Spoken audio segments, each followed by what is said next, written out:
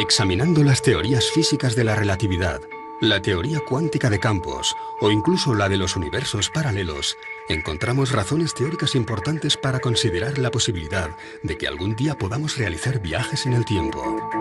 La gran paradoja se encuentra en que si efectivamente desarrollaremos tal tecnología en el futuro, en nuestro presente ya habríamos sido visitados por nosotros mismos una vez puesta en marcha esa supuesta máquina.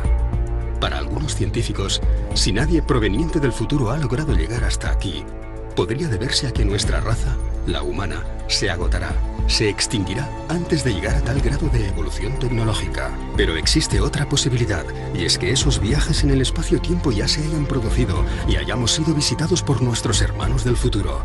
De ser así, ¿cuándo vinieron? ¿Existe una relación entre esos posibles viajes en el tiempo y lo que hoy llamamos extraterrestres? Y lo que es más importante, ¿dejaron alguna evidencia de su viaje por el pasado? Creo que el mundo está más que capacitado para aceptar la posibilidad de que no seamos lo que creemos ser. Precisamente cuando encontramos lo imposible en la ciencia es cuando realmente podemos llegar a avanzar en ella. Es un reto, ¿no? Intentar explicar por qué hay determinados objetos que aparecen donde no deberían de estar.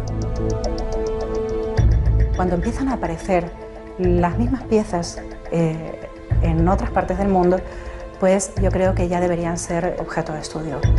Todas esas cosas nos hacen pensar que tendríamos que revisar nuestra historia, que tal vez no fuimos los primeros con un desarrollo técnico en la Tierra, o que nuestras cronologías están absolutamente desfasadas. Es importante que la revisemos. La historia se va reescribiendo por sí sola con el paso del tiempo. No podemos cubrir una verdad como esa. UPART. Jeroglíficos del siglo IV a.C. donde se muestra el uso de la electricidad. Mapas que demuestran que el continente americano habría sido descubierto mucho antes de la llegada de los barcos españoles y portugueses. Cuevas que fueron habitadas hace 150.000 años, pero que poseen una compleja red de tuberías. O antiguos alfabetos que situarían el nacimiento de la escritura en la península ibérica. Son algunos de los llamados UPART, objetos fuera del tiempo y el espacio. Objetos que no pertenecen al lugar ni al momento en el que fueron encontrados. Son objetos tecnológicamente hablando que han sido encontrados en lugares pertenecientes a un periodo de la historia donde no deberían de estar, porque no había la tecnología en aquel tiempo como para desarrollar estos objetos. Lo curioso es cuando esos objetos no se resumen a uno, ni a dos, ni a tres, sino que estamos hablando de bastantes que son siendo encontrados. Se alejan un poco de lo que son los límites de los paradigmas históricos aceptados por nosotros, por los ámbitos académicos. Son objetos que aparecen en contextos espaciales o temporales extraños, alejados de los paradigmas históricos conocidos, o que demuestran algún tipo de tecnología más avanzada de lo normal para su tiempo y su espacio. Y constituyen un reto para la ciencia que los discrimina, porque no tiene cómo catalogarlos, pero también para los propios especialistas, porque nos lleva a preguntarnos muchas veces si en un pasado remoto hubo una tecnología más avanzada que la actual, y si eso fue así, ¿quién la puso encima de la Tierra? Por lo tanto, no se entronca directamente con las tesis de los antiguos astronautas, con las tesis extraterrestres. Cuando tú vas a lugares como Tiahuanaco y te plantas delante del monolito Bennett o del monolito Ponce, 7 metros de altura, es algo extraordinario, ¿no? Porque la sensación que te da al contemplar estas figuras es que no estás viendo a alguien del pasado. La sensación que te da es que estás viendo a alguien del futuro. Y eso se representó hace más de 4.000 años.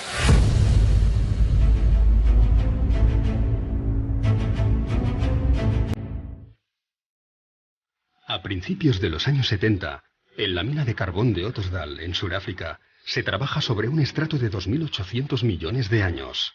Los mineros, todos ellos locales, han encontrado unas extrañas bolitas metálicas. La roca de la que proceden corresponde a una era en la que supuestamente no existía ningún tipo de vida inteligente.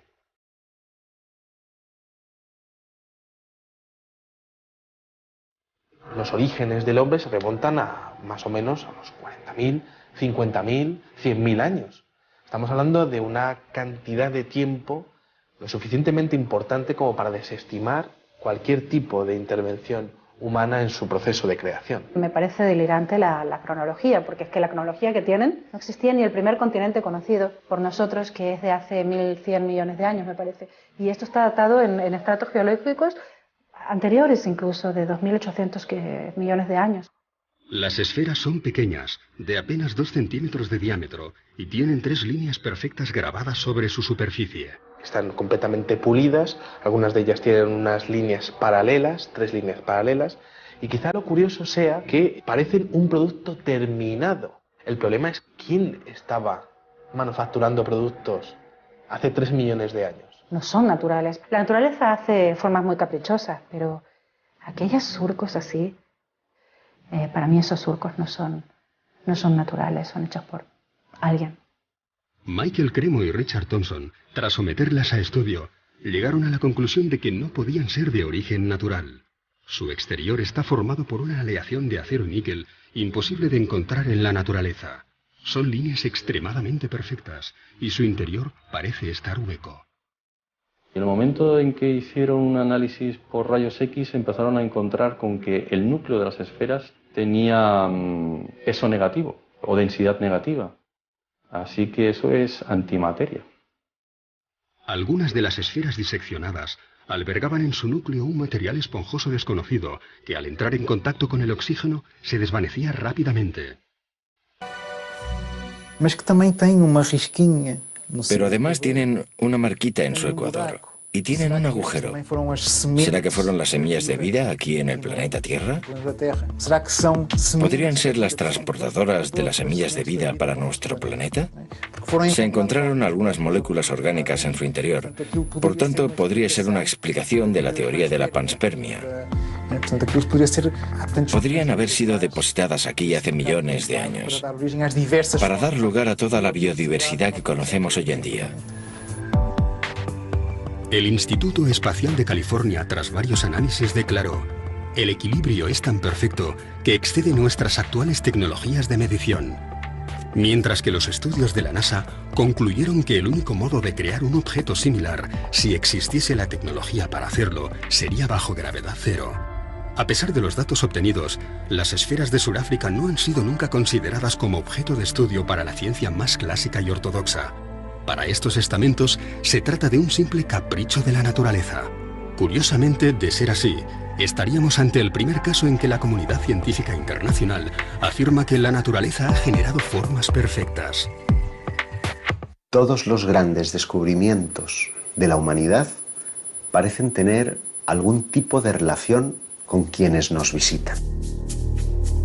Sin ir más lejos, parecen intervenir en el descubrimiento de la Hispaniola, en el descubrimiento de América, porque cuando Colón, la noche antes de ese 12 de octubre de 1492, está surcando las aguas, refleja en su libro de bitácora que unas extrañas luces están por encima de las velas de su embarcación. ¿Qué podían ser sino objetos no identificados? Si tú te vas al archivo de Indias, tienes muchas crónicas, especialmente las más interesantes son las de Pedro Cieza de León, que fue el que acompañó a Pizarro durante toda la conquista.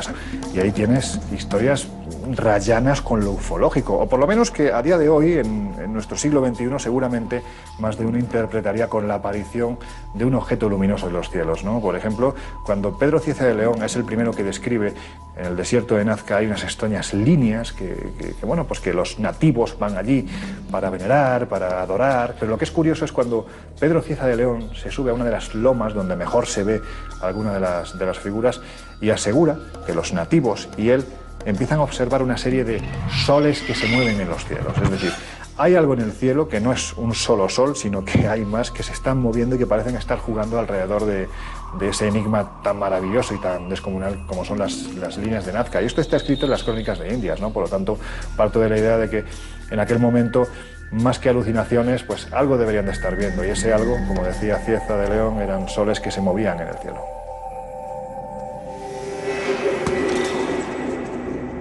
Si realmente estas luces u objetos no identificados acompañaron a los descubridores portugueses y españoles del siglo XVI, podrían estar también relacionadas con algunos de esos artefactos fuera del espacio y el tiempo que tanto intrigan a los historiadores. es el caso del mapa de Piri Reis.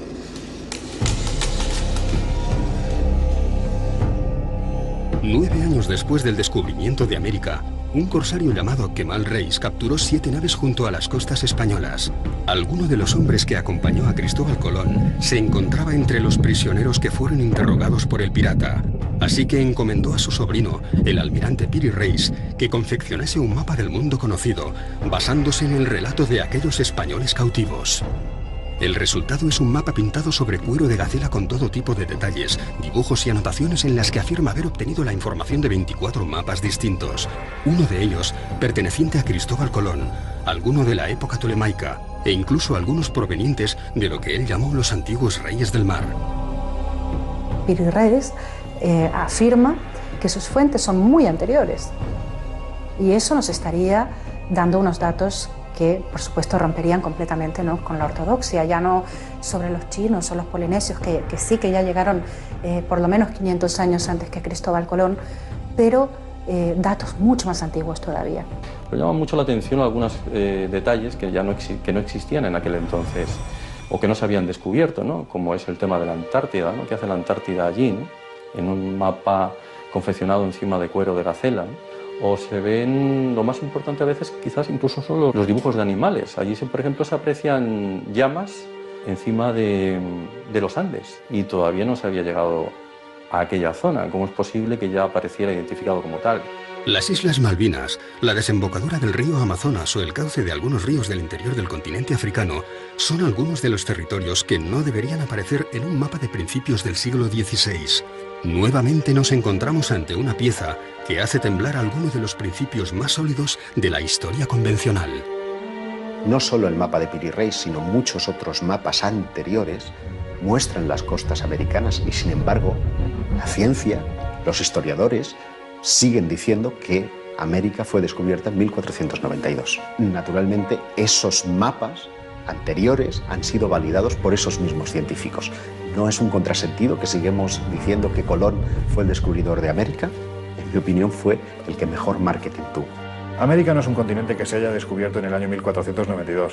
Es un continente que se reencontró en 1492. Pero es que si te remontas en el tiempo, tienes vestigios mucho más antiguos, vestigios de hace 10, 12.000 años, ¿no? Es decir, es que hay arte rupestre donde están representados una serie de elementos que aparentemente o te los han traído de fuera, o si no es imposible que el que pintó estos elementos tuviera un conocimiento previo de lo que se estaba haciendo en otros continentes, ¿no? Entonces a mí me gusta hablar, por ejemplo, de Eratóstenes, que en el año 300 antes de nuestra era, gracias a conocimientos que en aquel entonces ya existían en la desaparecida Biblioteca de Alejandría, pues pudo conocer que la Tierra era completamente redonda.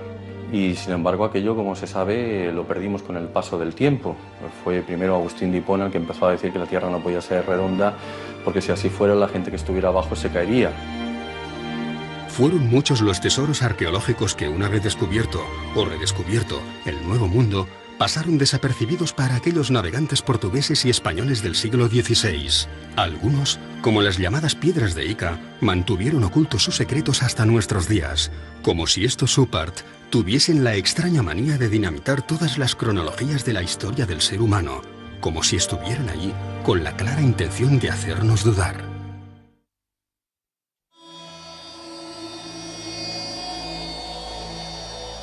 Quizá otro de los oparts más interesantes de la historia venga de las piedras de Ica.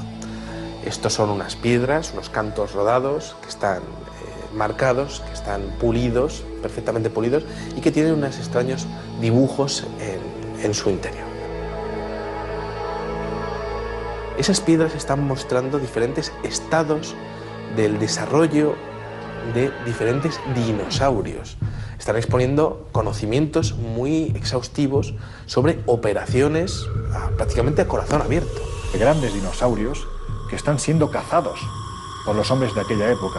Triceratops o plesiosaurios en esas piedras. Entonces, ¿cómo conocían la existencia de esos monstruos si es que no los habían visto en algún momento, ¿no? Están mostrando a una auténtica batalla entre seres humanos y dinosaurios, algo que es imposible de pensar para la ciencia actual. La historia que se cuenta en esas piedras de Ica es prácticamente ciencia ficción.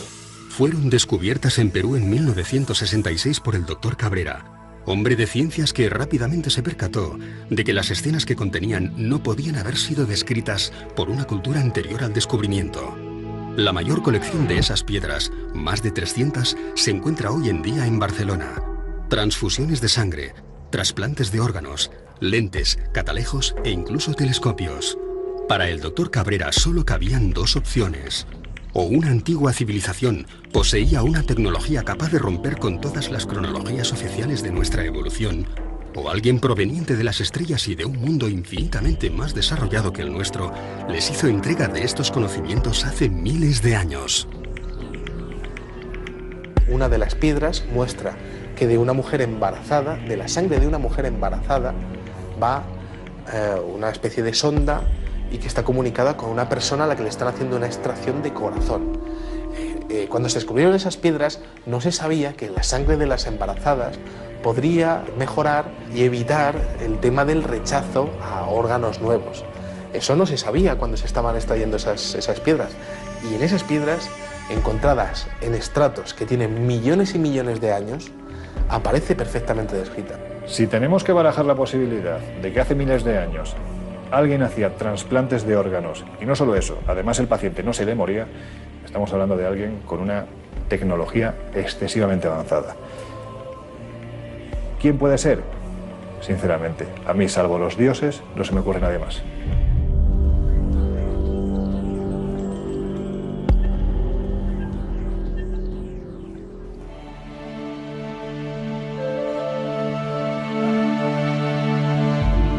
A principios del siglo XX se descubre el mecanismo de Antikythera, uno de los pocos UPAs reconocidos y validados por la comunidad científica internacional.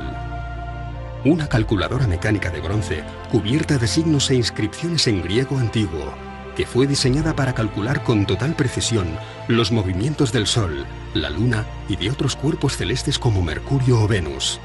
Podía predecir eclipses e incluso mostraba órbitas de planetas desconocidos en las fechas en las que fue datado. El artefacto fue rescatado de las profundidades del mar, de los restos de una embarcación griega del año 150 a.C. ¿Cómo es posible que un mecanismo con un sistema de transmisión aparezca en la época de los griegos? Se supone que son las cadenas de transmisión aparecen durante la Revolución Industrial, hacia el siglo XVIII aproximadamente. Y al conformar las piezas, al unirlas como si fuera un puzzle que nos venía ni más ni menos que de 2000 años atrás, se dieron cuenta de que aquello era lo más parecido a un reloj astronómico. Con lo cual es imposible, porque algo parecido no aparece hasta plena Edad Media, es decir, unos 1100 años más tarde, cuando empiezan a aparecer los primeros relojes mecánicos, ¿no? La pieza esa en particular presenta elementos del siglo XVI. Cuando se ha puesto en marcha, con máquinas hechas a imagen y semejanza del mecanismo de Antikythera, pues se ha visto que con ese mecanismo se pueden seguir los movimientos de planetas desconocidos hasta el siglo XVI. Entonces, por eso es un OPAR, porque aparece en un contexto del siglo II a.C.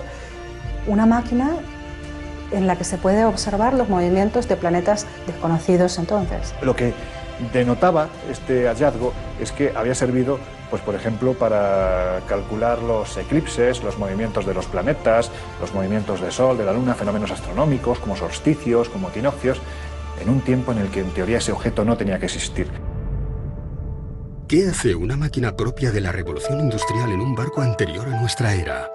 Todo parece indicar que nuestros antepasados poseían un grado de conocimientos mucho más elevados de lo que podamos imaginar. Y siendo así, ¿quién puso en sus manos conocimientos del futuro? Para algunos, una inteligencia no terrestre pudo haberlos instruido. Para otros, deberíamos contemplar la posibilidad real de que pronto realizaremos viajes en el tiempo. Y para la mayoría, nos encontramos ante muchos interrogantes que simplemente no tienen explicación. 2 minutes. 2 minutes, 10 seconds and counting. Oxidize the tanks in the second and third stages. Now have pressurized. 2 minutes, 1 minute, 35 seconds. The third stage completely pressurized. 2 minutes. Cuando aterrizamos sobre la Luna, yo estaba aquí en España en el 69. Creo que todos nosotros pensábamos, ¿y si encuentran algo en la Luna? No tiene por qué ser un platillo volador. Todo lo que necesitaban encontrar era un arañazo que fuera artificial. Solo una marca que fuese artificial. No debería estar ahí. Eso cambiaría por completo lo que sabemos sobre nosotros y sobre el universo. La idea de que podamos encontrar uno de estos arañazos, no solo sobre una piedra terrestre, sino sobre alguno de los cuerpos celestes a los que poco a poco vamos acercándonos, es lo suficientemente inquietante como para que incluso la Asamblea General de las Naciones Unidas haya llegado a contemplarla. En 1992, el profesor Richard Hoagland expuso para la Asamblea todos los datos conocidos hasta el momento acerca de los restos arqueológicos con los que ya se habían topado algunas de nuestras sondas espaciales. Hoagland fue compañero de la universidad del famoso astrofísico Carl Sagan.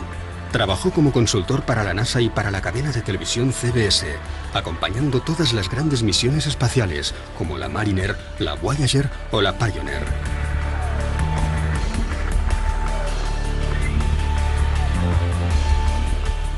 Pero fue la misión Viking la que, tras fotografiar sobre Marte una serie de formaciones rocosas muy similares a un rostro humano y lo que parecía ser las ruinas de una antigua civilización junto a una gigantesca pirámide, lo que llevó a Hoagland a especializarse en esta nueva modalidad de arqueología.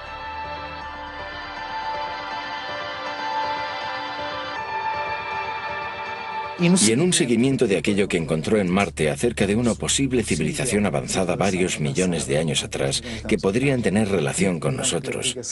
Ellos mismos podrían ser humanos. Que esa civilización haya dejado marcas en otros puntos del sistema solar. Le pareció interesante el hecho de que la NASA y la ESA mostraran gran interés en el estudio de un determinado asteroide alrededor de Marte. El asteroide Heinz, que tiene una forma similar a la de un diamante y que, por todas sus características y el hecho de parecer hueco y que, según las pruebas de resonancia, podría tener unos corredores por el medio, en fin, según la fisonomía de aquel objeto, podría ser artificial.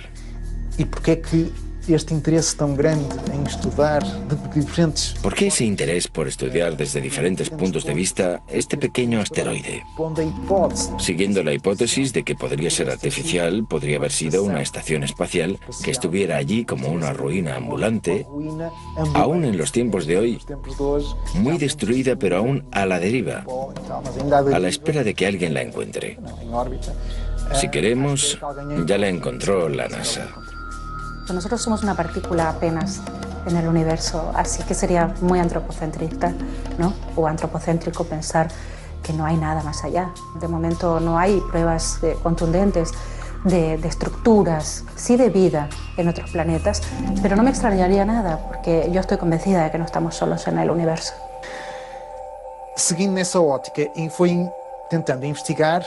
Siguiendo con esta óptica, fue investigando en otras partes del sistema solar. ¿Qué más podría parecer artificial? Y se dio de bruces con Iapetus. Iapetus es una luna de Saturno.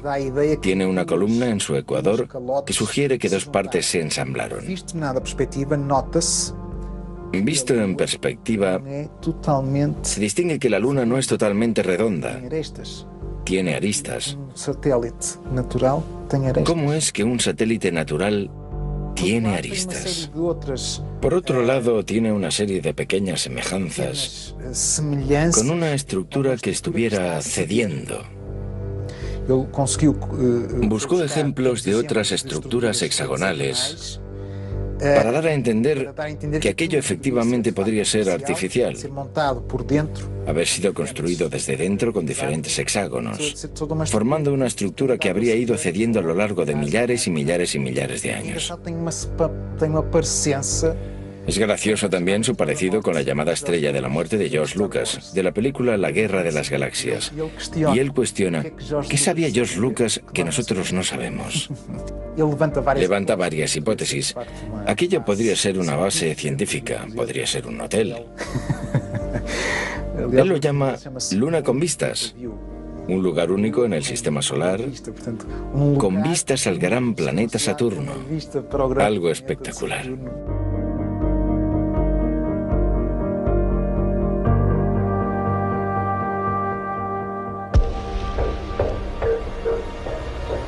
¿Dónde viene escrito quiénes somos? O mejor dicho, ¿dónde viene escrito quiénes fuimos? Puede que aún no hayamos encontrado la pieza arqueológica definitiva, pero da la sensación de que, cuanto más excavamos y removemos nuestro pasado, más preguntas desenterramos. Está admitido que el nacimiento de la escritura está en torno al 3500 a.C. en la región de Mesopotamia. Pero sin embargo, algunos hallazgos inquietantes hacen preguntarnos y cuestionarnos si esa datación es fidedigna, porque por ejemplo, en Francia como en Portugal hemos encontrado alfabetos que parecen aludir a que el inicio de la escritura habría entrado por la península ibérica. En Albaon, a finales del siglo XIX, por allá por 1895 y hasta 1903, se encontraron en las inmediaciones de Dólmenes algunas piedras zoomorfas y antropomorfas que presentaban unos grabados parecidos a los de los signos iberotartésicos. Con figuras antropomórficas, zoomórficas, montando animales. Pero también, y es lo más importante, un conjunto de inscripciones muy próximas a un alfabeto. Por el contexto en el que fueron encontrados, porque esto sí que fue encontrado en un contexto arqueológico, y parecían tener casi 6.000 años, o sea, las dataron en el 4000 a.C. Esto, pues claro que rompería con el típico paradigma de que la escritura nació en Mesopotamia. Podría haber nacido en la península ibérica.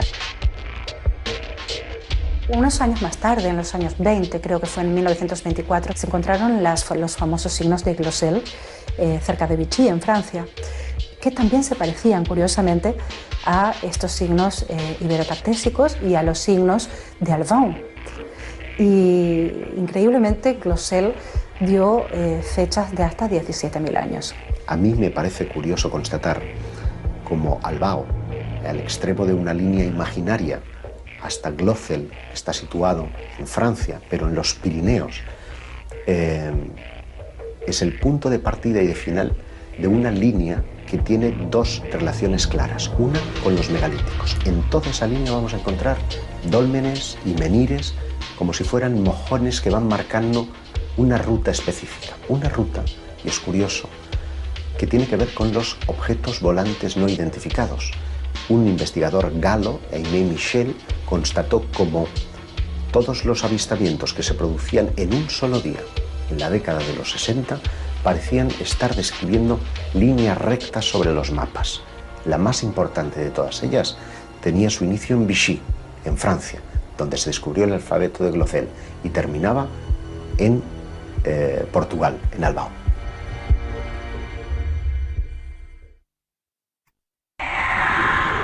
Un ser que estaba de espaldas a él se da la vuelta y se encuentra a sí mismo. ¿Por qué hay determinados objetos que aparecen donde no deberían de estar? Estamos siendo tutelados por una especie de inteligencia. Secuestran generalmente mujeres jóvenes, tienen un interés fundamental en la genética, en la reproducción. Extraterrestres, los domingos, solo en Historia.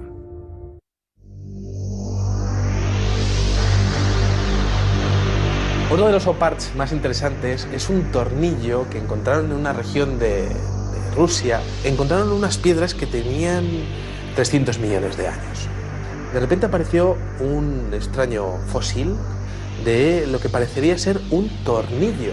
Claro, ¿quién estaba hace 300 millones de años manufacturando un tornillo de tales características? Ese tornillo tenía 2 centímetros de dimensiones.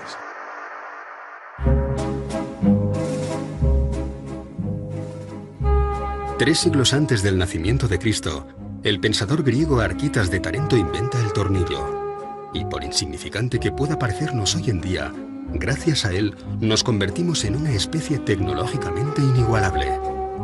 Todo lo que inventamos necesita algún tornillo para mantenerse en pie. Aquella pieza encontrada en Rusia podría haber sido construida hace 300 millones de años. El ser humano no poblaría la Tierra hasta 250 millones de años más tarde. Es simplemente imposible. Ninguno de estos objetos debería estar donde fue encontrado. Viajes en el tiempo civilizaciones perdidas hace millones de años o restos de algún tipo de visita proveniente de otro planeta muy similar al nuestro. ¿Nos encontramos ante un nuevo eslabón perdido o simplemente ante el tornillo que nos falta?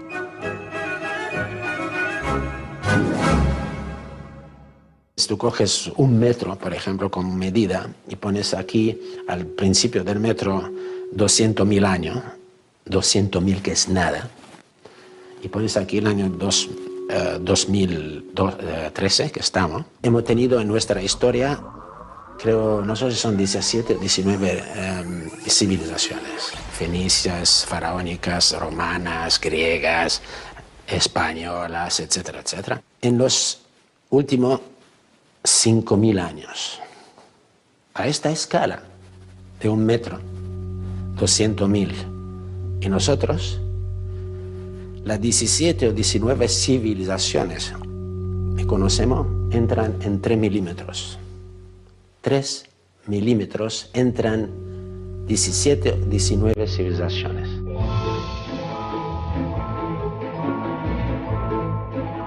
A principios del pasado siglo, se generalizó la creencia de que el ser humano ya había inventado todo lo que se podía inventar. Aún no existían los relojes digitales resistentes al agua, ni los ordenadores personales, ni la fregona.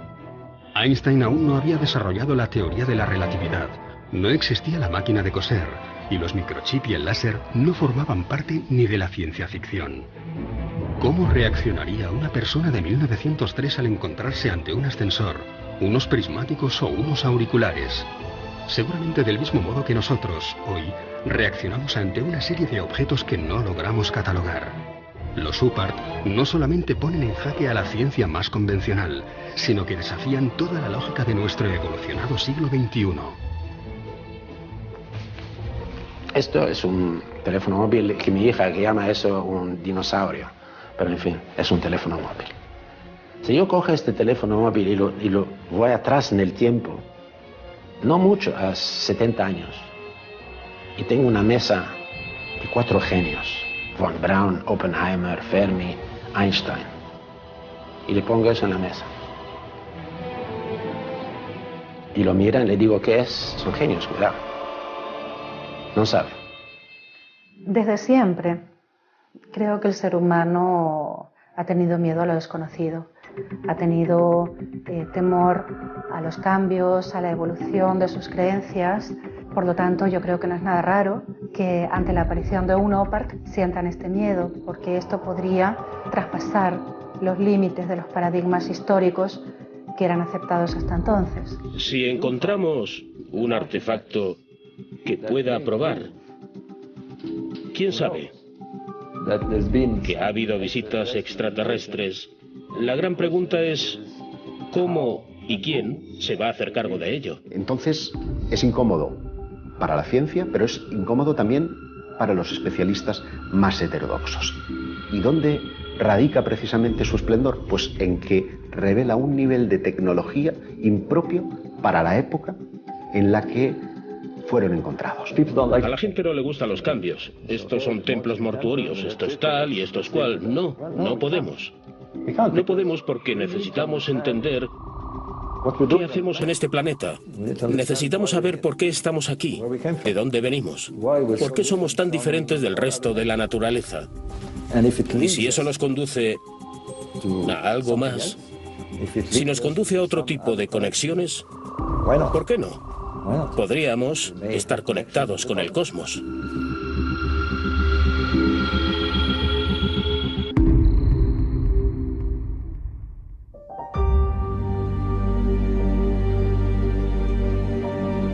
En 1995, un equipo ruso hace un sorprendente hallazgo.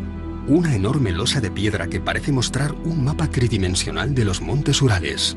Un profesor llamado Chukrov ha oído hablar de unas estelas que muestran mapas de la antigüedad.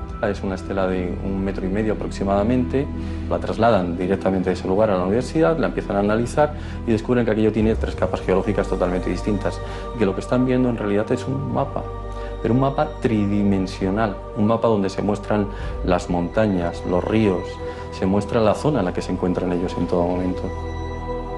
Acaba descubriendo que tiene unos 3.000 años de antigüedad.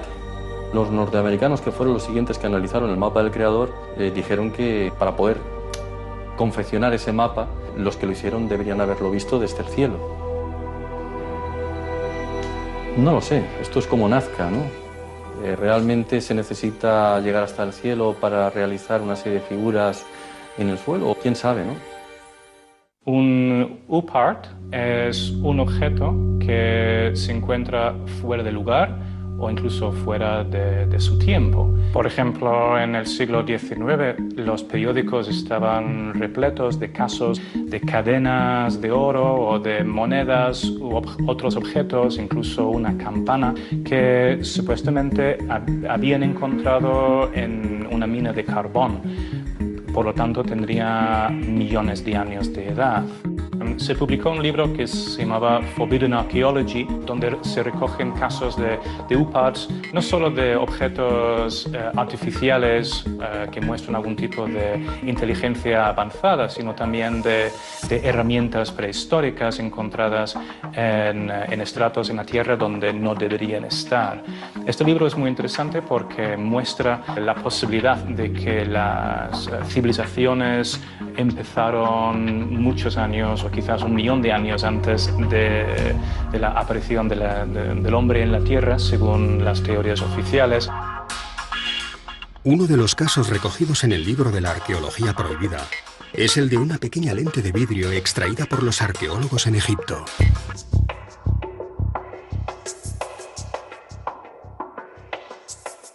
Se han hecho estudios microscópicos de esta lente y presentaba en sus extremos restos de metal, como si la pieza hubiera estado engarzada en algún tipo de montura metálica para algún tipo de instrumento de observación de los cuerpos celestes, por ejemplo. Bueno, es bien sabido que ya los antiguos pues, estaban muy interesados en la observación astronómica.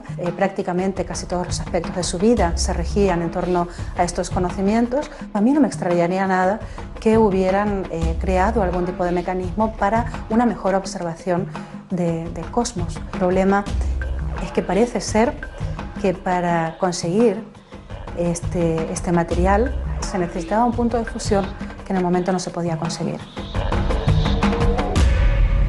El punto de fusión necesario para crear una de estas lentes solo podría obtenerse con la ayuda de la electricidad. Pero como sabemos, los egipcios no conocían la electricidad.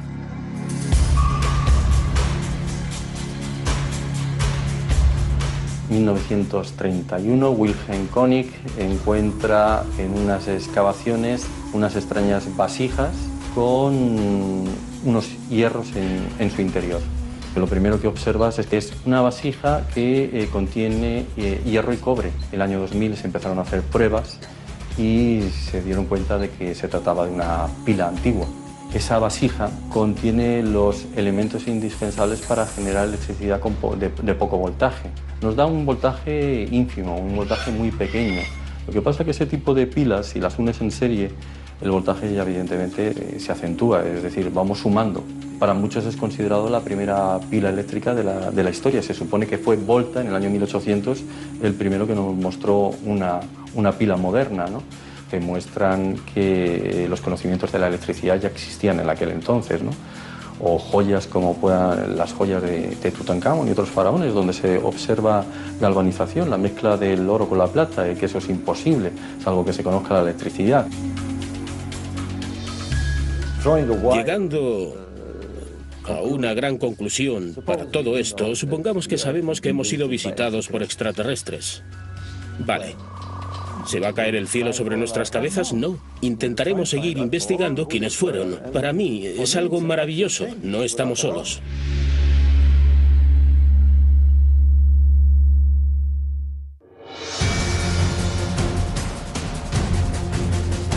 Hallazgos arqueológicos provenientes del pasado que solo pudieron haberse construido en el futuro.